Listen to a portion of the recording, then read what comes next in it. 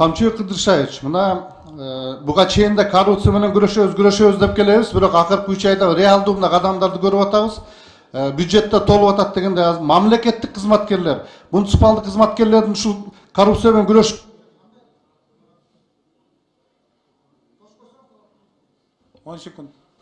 кандай жумуш аткарылып атат, бир айтып бериңизчи мына. Урматтуу Алазимович, бул маселе боюнча, коррупция боюнча мен бир аз учкай айтып өттүм, дагы айтып коеюн. Ушулга чейинки мамлекеттик кызматта иштеп туруп, мамлекеттик бюджетке же болбосо мамлекеттик мүлктөргө талап тоноочулук кылган мамлекеттик кызматкерлердин баарын бирден текшерип чыгабыз. Алардын келтирген зыяндарын кайра бюджетке кайтарабыз. Ал эми мындан ары эгерде ошондой кызматкерлер мына азыр жаңы өкмөт шайланып атат, өкмөттүн мүчөлөрүнөн баштап анан ылдыйкыга чейинки баардык мамлекеттик кызматкерлер кайсы бир деңгээлде катыша турган болсо, аларды биз сөзсүз түрдө жоопко тартабыз. Мыйзам чегинде. Так, бул биринчиден. Экинчиден, мына кандай жумуштар жүрүп атат деп атпайсызбы? Жумуштар жүргөнү боюнча мен бир мисал келтирип коеюн. 2020-жылы 10 айда улуттук коопсуздук кызматынын антикоррупциялык службасы, коррупцияга каршы службасы 10 айда 116 миллион сомдун тегерегинде бюджетке кайтарган акчаларды, чыгым келтирген акчаларды. Ал эми 2 айда, ноябрь, декабрда биз почти 3 миллиард кайтардык. 2 миллиард 800 ашкара кайтардык. Мына январь айында дагы уже жарым миллиардтан өтүп калды. Бул деген эмне деген? Бул деген ошол уурдалган акчалар, чынында уурдалган акчалар көп. Анан биз адамдарды мына ушундай кылып атабыз, уурдаган чиновниктердин баардыгын алып барып эле түрмөгө отургузуп, анан арткага түрмөгө айдап берели деген оюбуз жок. Эгерде ал адам уурдаган акчасын мамлекеттик бюджеттен кайрадан кайтарса, мыйзам чегинде, биз ал адамдарга баягы тергөө менен кызматташты деген статьяны колдонобуз дагы. Ошонун негизинде ал адамдарды чыгарганга мүмкүнчүлүк түзүлүп калат. Ошондуктан депутат болобу, министр болобу, башка болобу, Насадыр Нуркожоевичтин дагы айткан, бизге койгон тапшырмасы ушул боюнча иштейбиз.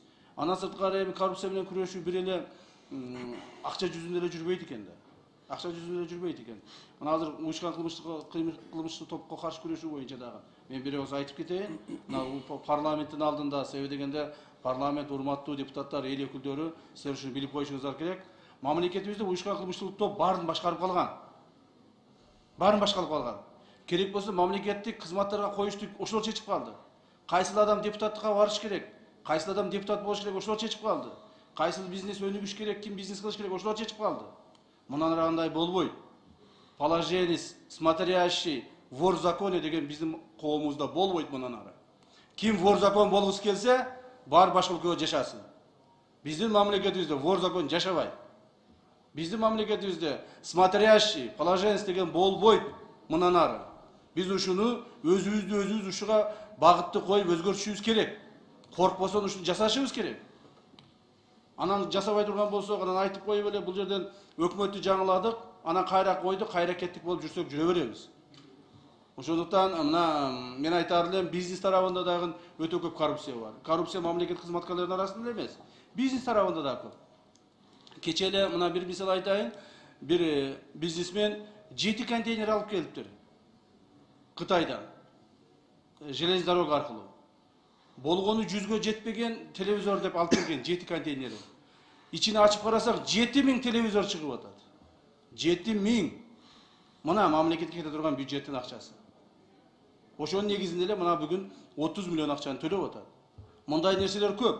Көптөгөн бизнесмендерибиз төлөбөйт. Мына Подиум деген магазин. İçinde 140 milyon товар бар экен. Айына 4 миң сом гана налог төлөйт экен. Ошол жок дегенде 1 миллион төлөп туруш керек эле айына. Туурабы?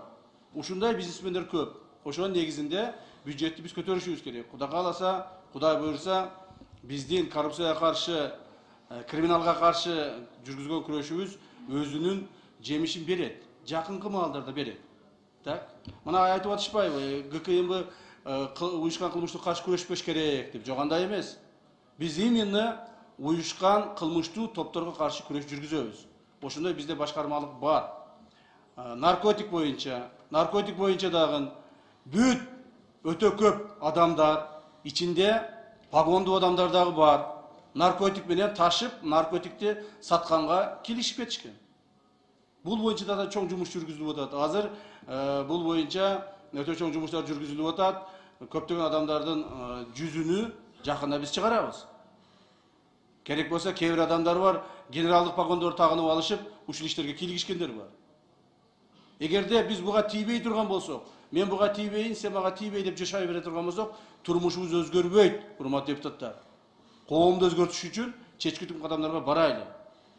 Мына мен ойлоймун, бизди урматтуу бүгүнкү шайланып аткан министрлерибиз дагы ушунун баарын угуп атса керек.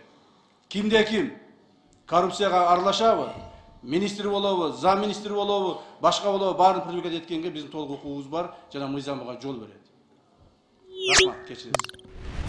Рахмат. Дагы мына айтып кетейин дегеним, негизинен өкмөттүн курамын көрүп атабыз. Азырчы мына тажрыйбасы бар мындай кишилер да келип атат. Рахмат. Рахмат Алыныш, мен бардык сунуштарды жазып алдым.